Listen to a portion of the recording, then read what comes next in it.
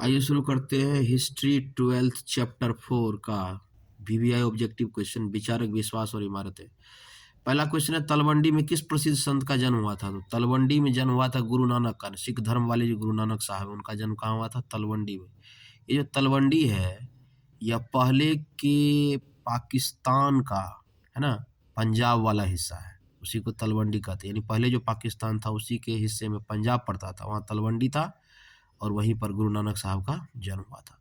बौद्ध ग्रंथ त्रिपिटक की रचना हुई महात्मा बुद्ध के जीवन। हम लोग पढ़े थे त्रिपिटक।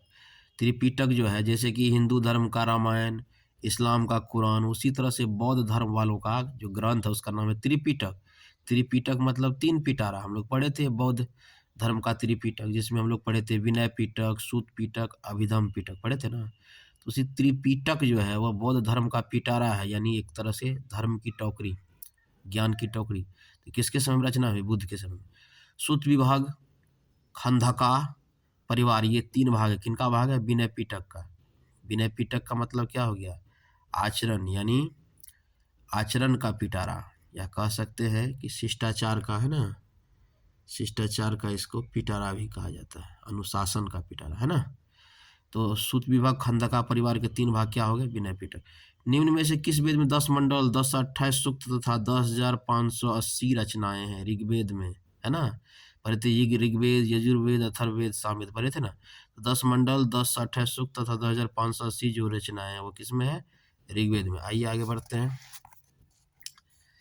अगला है कौन सा उपनिषद अथर्ववेद से संबंधित है? श्वेताश्वतर उपनिषद। ये श्वेताश्वर ऋषि के नाम पर पड़ा है, इसका नाम श्वेताश्वर है ना उपनिषद। इस उपनिषद में हम कहाँ से आए, हमारी जिंदगी का मकसद क्या है, हम क्यों मरते हैं, तमाम तरह की बातों का विस्तार से इस अथर्ववेद का जो श्वेताश्वर उपनिषद है इसमें वर्णन की गई है। आत्मा का पुनर्जन्म विषय है कौफीतकी। एक कौफीतकी है, वो ऋषि है, वो आत्मा के पुनर्जन्म का विषय रखते हैं। किसमें रखते हैं? ये यजुर्वेद के अंतर्गत कौफीतकी उपनिषद में। कौफीतकी व्यक्ति एक मुनि है, उन्हीं के नाम पे कौफीतकी उपनिषद पड़ा है। तो कौफीतकी उपनिषद में जो है सूर्य का, चंद्रमा का, विद्युत का, मेघ का, है ना, आकाश का चर्चा किया गया। और ये जो कौफीतकी उपनिषद ये किससे रिलेटेड है, किससे संबंध रखते हैं? इसका संबंध है ऋग्वेद से। समझ गए? हम समझाते हुए जा रहे हैं, ध्यान से देखिएगा। भगवान बुद्ध के अष्टांगिक मार्ग को कौन सा सिद्धांत, भगवान बुद्ध के अष्टांगिक मार्ग में कौन सा सिद्धांत नहीं है? तो सम्यक चरित्र। प्रारंभिक बौद्ध धार्मिक ग्रंथ किस भाषा में? जानवे करते हैं पाली। बुद्ध के उपदेश का संकलन किसमें है? विनय पिटक, यानी अनुशासन की टोकरी को विनय पिटक कहते हैं। विनय पिटक में अनुशासन सिखाया गया है, सूत पिटक में उपदेश है, और अभिधम पिटक जो है इसमें बताया गया कि वाद विवाद, जैसे कि बड़े बड़े ऋषि मुनि के साथ जो वाद विवाद होती थी उस बात को रखा गया है अभिधम में। तो बुद्ध का उपदेश जो यानी कि कैसे क्या सिस्टम पालन करना है, कैसे क्या करना है, उस सारी बातें है ना विनय पिटक में, अर्थात अनुशासन की टोकरी। विनय पिटक का मतलब अनुशासन की टोकरी। तो बुद्ध का उपदेश का संकलन किसमें है? विनय पिटक में।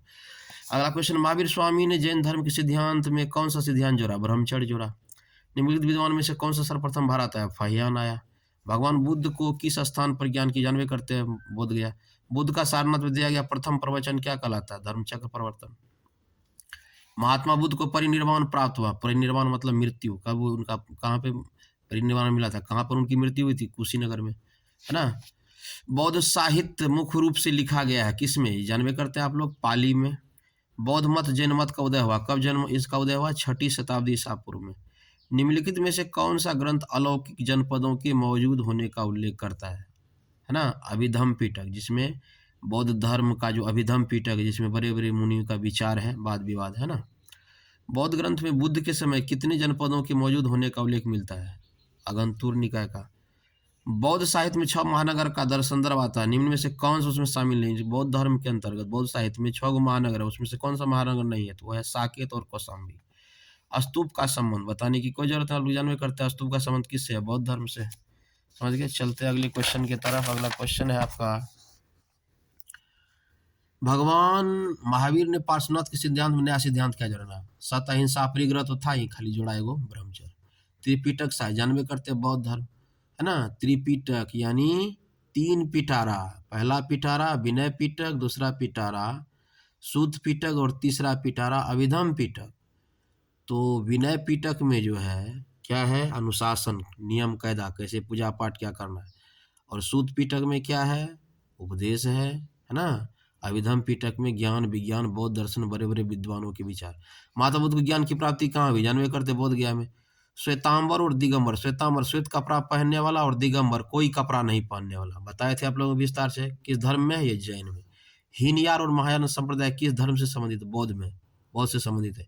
हीनयान का मतलब हो गया जो बौद्ध धर्म के नियम का पालन करते हैं, यानी कि बाद में बौद्ध धर्म दो भाग में बट गया, एक हीनयान एक महायान।